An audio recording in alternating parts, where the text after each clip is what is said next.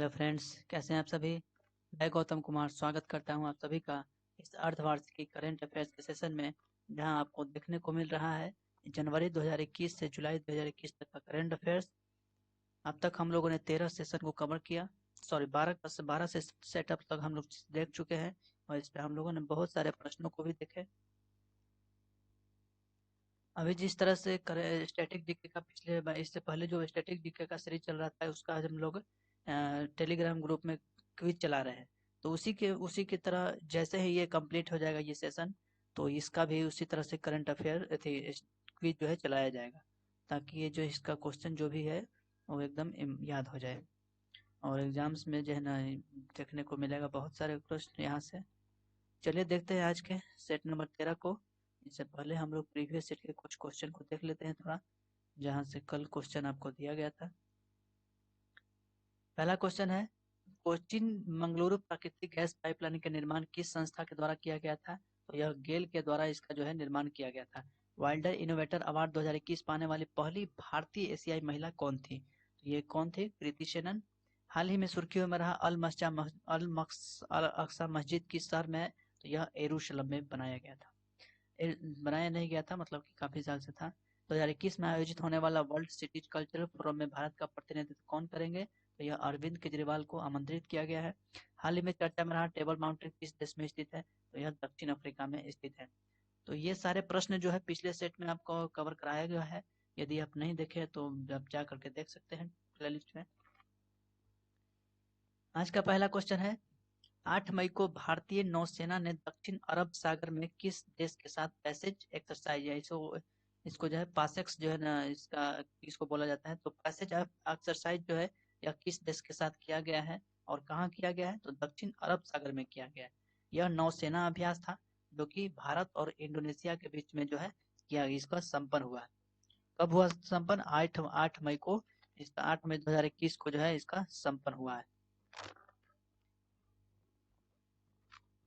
ये जरूर ध्यान रखिएगा कि यह जो है एक नौसेना अभ्यास था। 9 मई 2021 को रघुनाथ महापात्रा का कोरोना के से निधन हो गया। उनके संबंध में कौन सा कथन सत्य है? पहला है कि वह एक जो है प्रसिद्ध मूर्तिकार थे। तो रघुनाथ महापात्रा जो है वो एक प्रसिद्ध मूर्तिकार हुआ करते थे। 2013 में उन्हें जो है पद्म विभूषण से सम्मानित किया गया था और 2018 में उनको राज्यसभा के लिए नामित भी किया गया था, यानी कि नॉमिनेट भी किया गया था। तो इस तरह से ऑप्शन नंबर डी यानी कि सभी सही होगा। रघुनाथ महापात्रा जिनका भी हाल ही में निधन हो गया, उनको 2013 में पद्म विभूषण दिया गया था और 2018 में जो है राज्यसभा के लिए नॉमिनेट किया गया था। अब राज्यसभा में नॉमिनेट की बात करें तो 12 सदस्यों को मनोनीत किया जाता है राष्ट्रपति के द्वारा। हाल ही में प्रारंभ की गई योजना पर्वत धारा योजना का संबंध किस राज्य से है? पर्वत धारा योजना योजना जो है कौन सा योजना है? पर्वत धारा योजना। यह किस राज्य से संबंधित है? तो पर्वत धारा योजना जो है यह हिमाचल प्रदेश में शुरू किया गया है। हिमाचल प्रदेश में जो है पर्वत धारा योजना शुरू किया गया है। इसका उद्देश्य क्या है?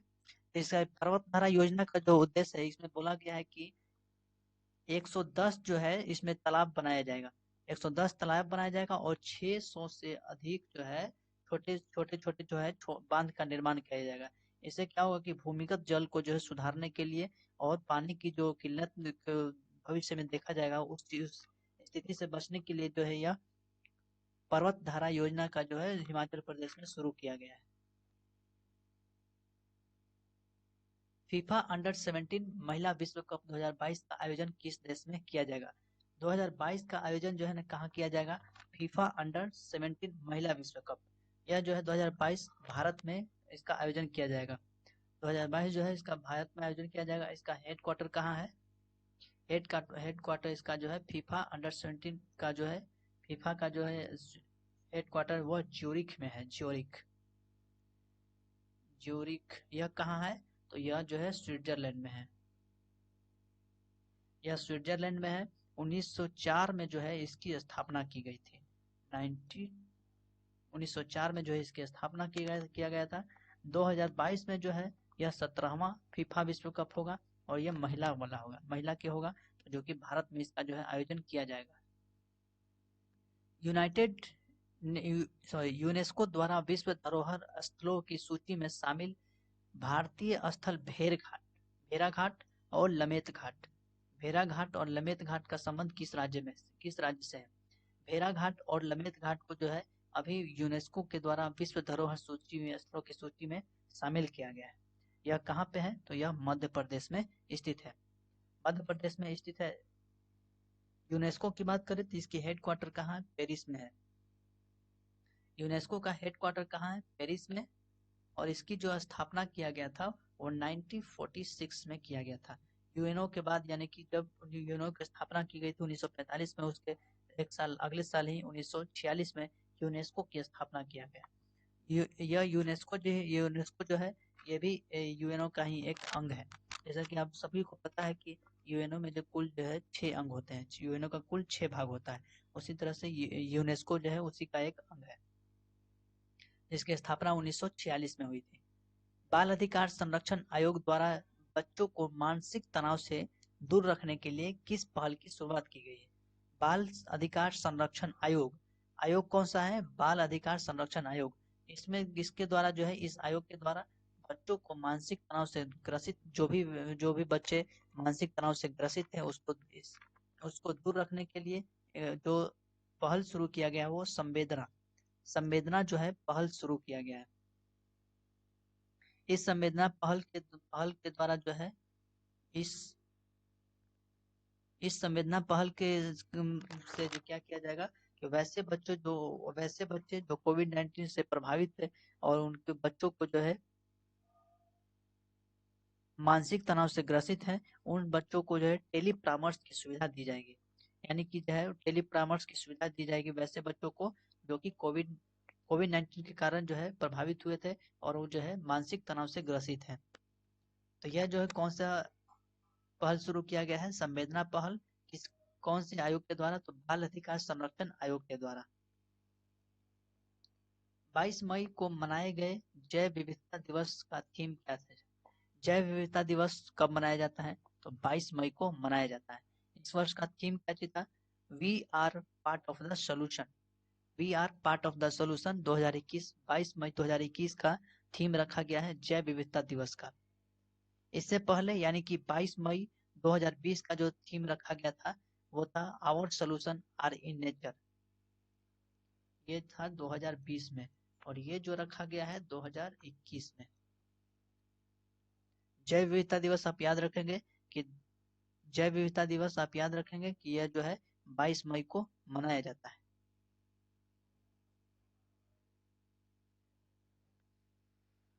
हाल ही में अंटार्कटिका महाद्वीप से अलग हुए दुनिया के सबसे बड़े हिमखंड को क्या नाम दिया गया है? अंटार्कटिका महाद्वीप से जो है अभी एक हिमखंड जो है अलग हो गया है। इसका जो नाम रखा गया है A76। A76 जो है इसका नाम रखा गया है।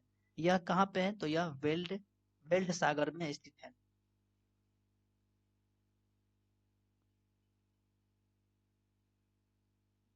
वेल्ड सागर में स्थित है। इसका जो एरिया है उसका जो 4320 किलोमीटर प्रति स्क्वायर 4320 किलोमीटर स्क्वायर इसका जो है हिमखंड जो है उसका एरिया है। उतना बड़ा ये एरिया है जो कि अंटार्कटिका से अलग हो गया है। इसका नाम याद रखिएगा A76। कहाँ पे है ये? अंटार्कटिका में वेल्ड सागर है, वहीं पर ही यह जो है हिमखंड जो है अलग हो गया है। दुनिया का सबसे बड़ा हिमखंड है, इसलिए आप याद रखिएगा, महत्वपूर्ण हो जाएगा। भारतीय मूल की किस महिला को अमेरिकी राष्ट्रपति जो बाइडेन ने व्हाइट हाउस का वरिष्ठ सलाहकार नियुक्त किया है? वरिष्ठ सलाहकार किसे नियुक्त किया गया है? तो नीरा टंडन को नियुक्त किया गया है। नीरा टंडन को भारतीय मूल की महिला है जो कि जो बाइडेन के द्वारा जो है नियुक्त किया गया व्हाइट हाउस का वरिष्ठ सलाहकार नियुक्त किया गया है। किसे? नीरा टंडन को। नीरा टंडन एक भारतीय मूल की महिला है जिसे जो बाइडेन के द्वारा जो है नियुक्त किया गया है। जो बाइडेन अमेरिका के राष्ट्रपति हैं।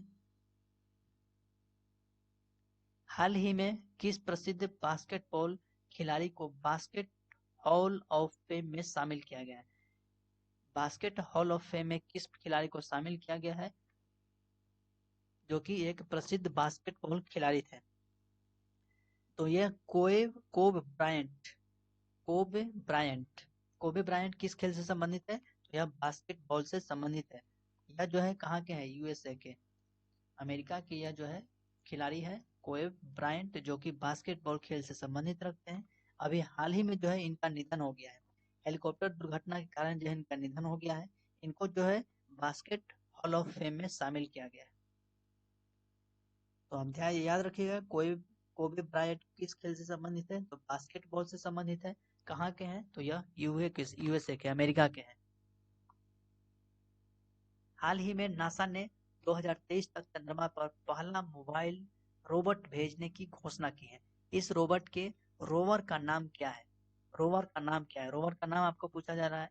तो ये इसका रोवर का जो नाम है वो वाइपर है। रोवर का जो नाम है वो है वाइपर,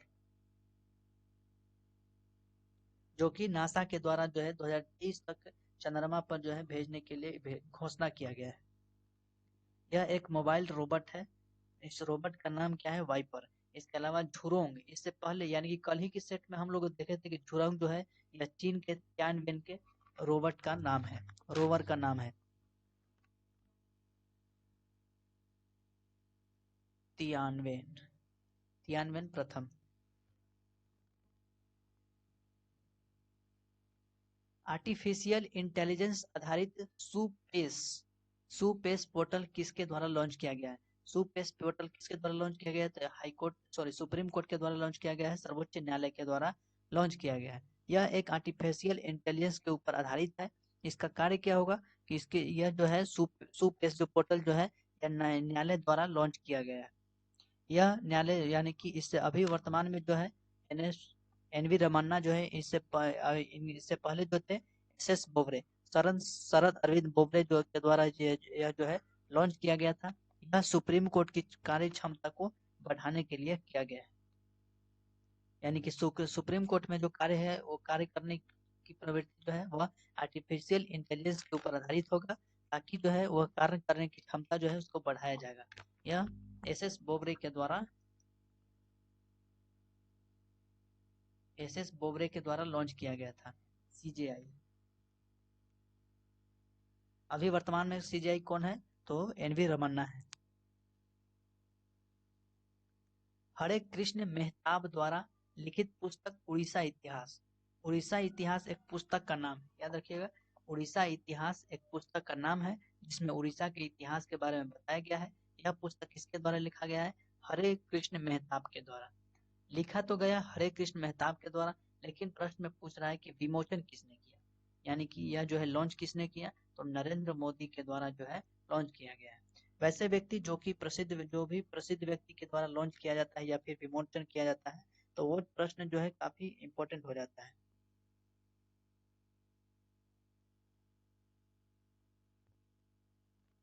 पीएम मोदी के द्वारा जो है यह लॉन्च किया गया है या फिर विमोचन किया गया है। लेखक कौन है? Hare Krishna Mahtab. Global global gender gap index 2021 के संबंध में कौन सा कथन सही नहीं है? प्रश्न में ध्यान रखिएगा कि यह सही नहीं पूछ रहा है। पहला है कि यह विश्व आर्थिक मंच के द्वारा जारी किया जाता है, वर्ल्ड इकोनॉमिक फोरम के द्वारा यह जारी किया जाता है, तो यह सही है। वर्ल्ड इकोनॉमिक फोरम विश्व आर्थिक मंच के द्वारा जारी किया जाता है। प्रथम स्थान पर स्विट्जरलैंड की प्राप्ति हुई है, तो यह जो है गलत है, स्विट्जरलैंड को प्राप्त नहीं हुआ। भारत को इसमें 140वां स्थान प्राप्त हुआ है, तो यह भी जो है प्रश्न में सही है। भारत को इसमें 140वां स्थान प्राप्त हुआ है। इसके अलावा 2020 में जो है भारत को 112वां स्थान प्राप्त हुआ था, 108 पर स्थान नहीं था। 2020 में भारत जो है 112वें स्थान पे था। और इसमें प्रथम स्थान पे स्विट्जरलैंड नहीं है, प्रथम स्थान पे स्विट्जरलैंड नहीं है, इसमें जो है आइसलैंड है प्रथम स्थान पे। प्रथम स्थान पे जो है आइसलैंड है। तो और इसमें प्रश्न में क्या चीज पूछ रहा है? नहीं पूछ रहा है, कौन सही नहीं है? तो और 2 और 4 सही नहीं है। तो देखिए कि ऑप्शन में कौन है 2 और 4, तो ऑप्शन नंबर सी जो है सही होगा। 2 और 4 इसमें सही नहीं है। तो एक बार फिर से ध्यान रखिएगा, ग्लोबल जेंडर गैप इंडेक्स 2021 में यह किसके द्वारा जारी किया जाता है? विश्व आर्थिक मंच, वर्ल्ड इकोनॉमिक फोरम के द्वारा जारी किया जाता है। पहले स्थान पे आइसलैंड को रखा गया है, भारत इसमें 140वां स्थान है। या इसके अलावा 2020 में जो था भारत का स्थान 112 था। वित्तीय संस्थानों के लिए जलवायु परिवर्तन कानून बनाने वाला दुनिया का पहला देश कौन बन गया है? जलवायु परिवर्तन पर कानून बनाने वाला दुनिया का पहला देश कौन बना है? तो यह न्यूजीलैंड बना है। न्यूजीलैंड के प्रधानमंत्री कौन है? जसिका आर्डेन, जिनके द्वारा जो है यह कानून बनाया गया है।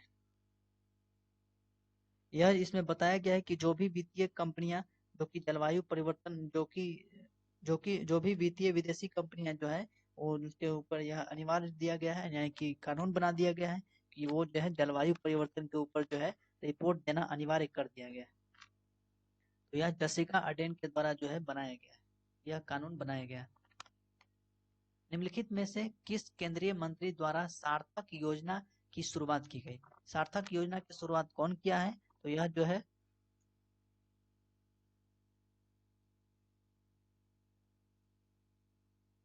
सार्थक योजना जो है यह शिक्षा मंत्रालय के द्वारा शुरू किया गया, लॉन्च किया गया है शिक्षा मंत्रालय के द्वारा। शिक्षा मंत्रालय यानी कि रमेश पोखरियाल के द्वारा शुरू किया गया। यह उस वक्त बनाया गया था, उस वक्त लॉन्च किया गया था सार्थक योजना जब शिक्षा मंत्री रमेश पोखरियाल निशंक हुआ करते थे। लेकिन वर्तमान में जब हम बात करते हैं तो शिक्षा मंत्री वर्तमान में कौन है? धर्मेंद्र प्रधान है। वर्तमान में शिक्षा मंत्री है धर्मेंद्र प्रधान।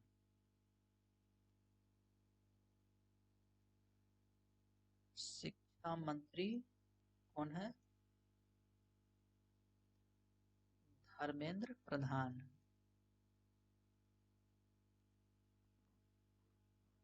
यह जो है ये छात्रों और शिक्षकों को समग्र एक विकास करने के लिए जो है दोनों का एक साथ विकास हो, इसके लिए जो है रमेश पोखरियाल निशंक ने सार्थक योजना लॉन्च किया है।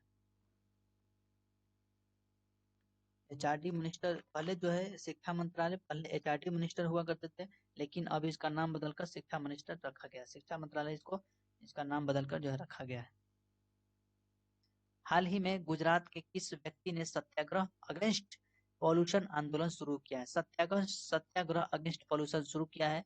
यह किसके द्वारा शुरू किया गया है? जिसे गुजरात का ग्रीन मैन के नाम से भी जाना जाता है। गुजरात के ग्रीन मैन के नाम से विरल देसाई को जाना जाता है। इन्हीं के द्वारा जो है सत्याग्रह अगेंस्ट पॉल्यूशन जो है शुरू किया गया, यानी कि पॉल्यूशन के अगेंस्ट जो है सत्याग्रह आंदोलन जो है शुरू किए। इनको जो है गुजरात का ग्रीन मैन के नाम से जाना जाता है। Gujarat of green man. ध्यान रखिएगा, कभी कभी इस तरह का प्रश्न जो है एग्जाम में पूछ दिया जाता है। नेल्सन मंडेला विश्व मानवतावादी पुरस्कार 2021 से किसे सम्मानित किया गया? आपको याद होगा कि इससे पहले जो है हम कल के सेट में जो है हम लोग भी इसके बारे में चर्चा किए थे। तो इसमें जो ऑप्शन अगर आपको याद है तो उसमें जो है प्रश्न में क्या चीज पूछा था? यहाँ पे जो है ऑप्शन में यह रुमाना सिंह सहगल को दिया गया है। रुमाना सिंह सहगल को 2021 में जो है मानवतावादी पुरस्कार सम्मानित किया गया है, और यह जो है अप्रैल माह में दिया गया था। यह जो है अप्रैल माह में दिया गया है। नेल्सन मंडेला विश्व मानवतावादी पुरस्कार 2021 से रोमाना सिंह सहगल को अप्रैल माह में पुरस्कार दिया गया है। इसके अलावा यह जो है 2018 में मिसेज यूनिवर्स सक्सेसफुल अवार्ड से भी इनको सम्मानित किया गया है। मिसेज यूनिवर्स सक्सेसफुल अवार्ड से भी सम्मानित किया गया है 2018 में। रोमाना सिंह सहगल, आप ध्यान रखिएगा, दो बार हम बोल रहे हैं फिर से। 2018 में मिसेज यूनिवर्स सक्सेसफुल अवार्ड से रोमाना सिंह सहगल को नियुक्त बनाया गया है, सम्मानित किया गया है। इसके अलावा अप्रैल माह में रोमाना सिंह सहगल को नेल्सन मंडेला विश्व मानवतावादी पुरस्कार से सम्मानित किया गया है। प्रत्येक वर्ष मलेरिया दिवस किस तिथि को मनाया जाता है? मलेरिया दिवस कब मनाया जाता है? मलेरिया दिवस जो है हमें हर साल 25 अप्रैल को मनाया जाता है। 25 अप्रैल को मलेरिया दिवस मनाया जाता है। इसके अलावा भारत ने 2030 तक ये लक्ष्य रखा है कि मलेरिया को समाप्त करना है। मलेरिया समाप्ति का लक्ष्य जो है भारत ने 2030 तक रखा है। इसके अलावा 24 मार्च को हम टीबी दिवस के रूप में मनाते हैं, और टीबी दिवस जो है भारत ने 2025 तक लक्ष्य रखा है? टीबी दिवस 2025 तक जो है भारत इसमें लक्ष्य रखा जाता है। एक आंकड़ा तैयार किया जाता है कि हम लोग जो है 2025 तक जो है हम लोग ऐसा ऐसा टीबी के खिलाफ काम करेंगे ताकि जो है 2025 तक भारत से टीबी मुक्त हो जाए हमेशा के लिए। तो ये इसीलिए जो है लक्ष्य रखा जाता है। इसके अलावा 25 अप्रैल को लक्ष्य रखा गया है 2030 तक। 25 अप्रैल विश्व मलेरिया दिवस, सॉरी विश्व मलेरिया दिवस नहीं है, भारत में मनाया जाता है। हाल ही में खगोलविदों के द्वारा ब्रह्मांड में खोजे गए सबसे छोटे ब्लैक होल का नाम क्या रखा गया है? सबसे छोटे ब्लैक होल का नाम क्या रखा गया है? तो इसे यूनिकॉर्न रखा गया है। ब्लैक होल के बारे में जानते हैं कि वैसे ही ये सबसे एकदम छोटा रहा है, इसका जो है डेंसिटी बहुत ही ज्यादा होता है। इसका डेंसिटी जो है बहुत ज्यादा होता है। यह सबसे छोटे ब्लैक होल की खोज किया गया है जिसका नाम है यूनिकॉर्न। बताया जा रहा है कि सूर्य के द्रव्यमान से यह जो है 3 गुना है। सूर्य के द्रव्यमान से जो है सूर्य सूर्य द्रव्यमान सूर्य के द्रव्यमान से 3 गुना है, 3 गुना है इससे। और इसके अलावा जो है यह पृथ्वी से 1500 प्रकाश वर्ष की दूरी पर स्थित है। कौन? Black hole. हम अभी बताएं कि ब्लैक होल जो है इसका डेंसिटी बहुत ही ज्यादा होता है। अब तक का ये सबसे छोटा ब्लैक होल खोजा गया है यूनिकॉर्न। और पृथ्वी से जो है यह 1500 प्रकाश वर्ष की दूरी पर स्थित है। सूर्य के द्रव्यमान से यह 3 गुना बड़ा है, फिर भी हम कह रहे हैं कि यह छोटा है। भारत में टीका उत्सव का आयोजन कब से कब तक किया गया है? टीका उत्सव का आयोजन कब से कब तक किया गया है भारत में? तो यह जो है 11 से 14 अप्रैल के बीच में किया गया है। 11 से 14 अप्रैल के बीच में हम लोग जो है टीका उत्सव का आयोजन किए हैं। यह जो है टीका उत्सव का आयोजन जो है यह प्रोत्साहन करने के लिए और लोगों को टीकाकरण में भाग लेने के लिए जो है इसका आयोजन किया गया है, ताकि ज्यादा से और लोगों में एक जागरूकता फैलाने के लिए, ताकि ज्यादा से ज्यादा लोग जो है टीका उत्सव में जो है टीकाकरण में भाग लें। हाल ही में किस राज्य में प्रधानमंत्री नरेंद्र मोदी के द्वारा देश के 7500 जन औषधि केंद्र का उद्घाटन किया गया? जन औषधि केंद्र कहने का मतलब ये हुआ कि मुफ्त में यानी कि कम से कम मूल्य पर जो है सस्ती दवाइयाँ जो है सस्ती दवा जो है मुहैया कराना है। तो यह प्रधानमंत्री के द्वारा मेघालय में शुरू किया गया है। प्रधानमंत्री के द्वारा मेघालय में 7500 जन औषधि केंद्र का उद्घाटन किया। यह देशवासियों तक सस्ती जन औषधि पहुंचाने के लिए जो है यह कार्य किया गया है। हाल ही में किस राज्य या केंद्र शासित प्रदेश के द्वारा रेडियो कार्यक्रम आवाम की बात शुरू किया गया?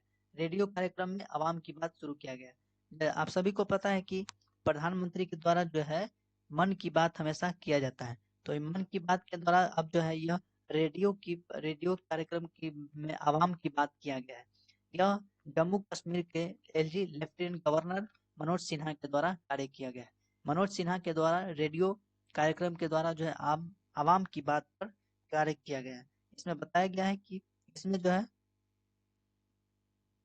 महीने के हर तीसरे रविवार को यह जो आयोजित होगा। इसमें एक टोल फ्री नंबर दिया जाएगा और इसमें बताया जाएगा कि आप जो है इसमें अपना सुझाव दे सकेंगे और राज्यपाल से जो है यानी कि लेफ्टिनेंट गवर्नर से जो है आप जो है अपना सुझाव दे सकेंगे।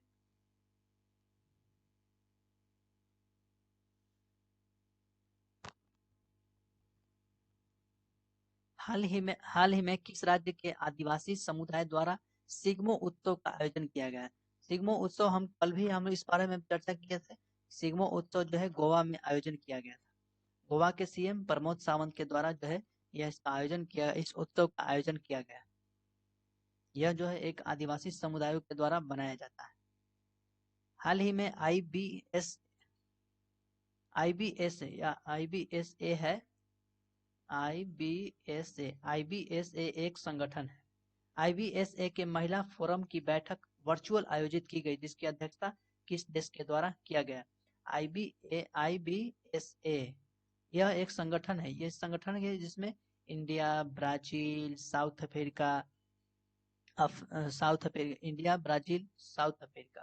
इंडिया, ब्राजील और साउथ अफ्रीका हो गया।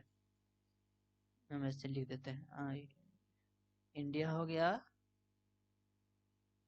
ब्राजील और साउथ अफ्रीका।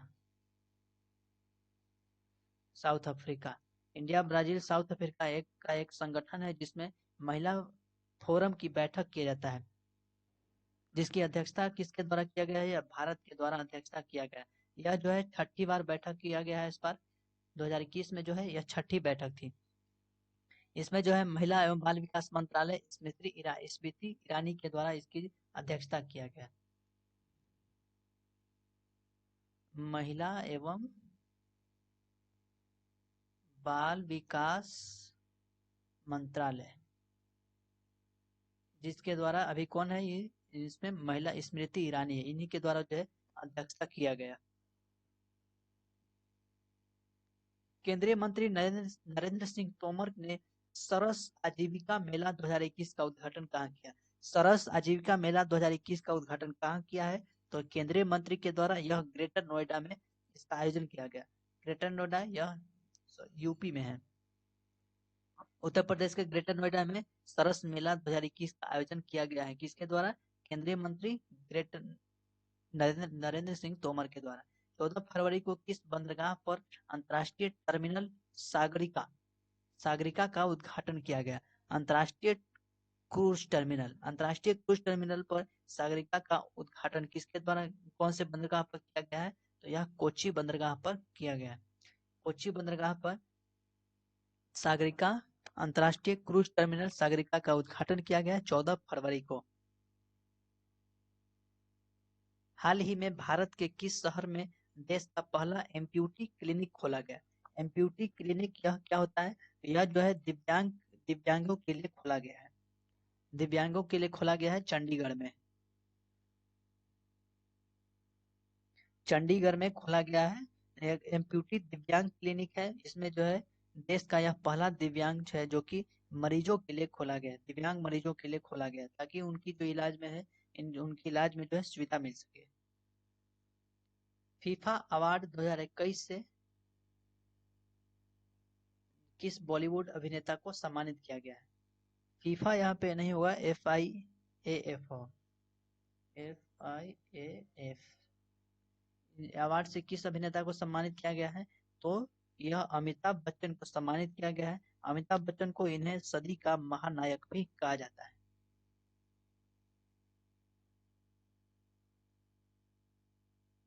सदी का महानायक। ये देखिए कुछ कुछ जो है ना जो निक नेम जो होता है उस तरह का आप जो है याद रखिएगा, तो कई बार प्रश्न में इस तरह के एग्जाम में प्रश्न पूछ लिया जाता है। किस भारतीय संगीतकार को अलर्ट बीइंग आइकन अवार्ड से सम्मानित किया गया है? अलर्ट बीइंग आइकन यह संगीतकार के बारे में पूछ रहा है, तो यह AR रहमान को सम्मानित किया गया। AR रहमान को अलर्ट बीइंग अवार्ड से सम्मानित किया गया। यह जो है ऑस्कर विजेता भी रह चुके हैं।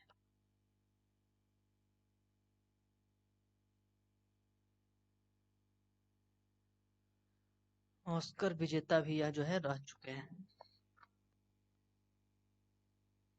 ये थे आज के कुल 30 प्रश्न, तो सेट नंबर 13।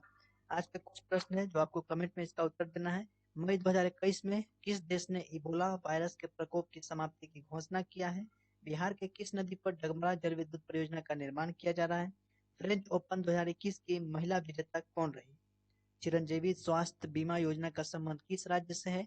और हाल ही में किस संस्था द्वारा UN food waste index report जारी किया गया? तो इस प्रश्न का उत्तर जो है ना आप कमेंट में दीजिएगा।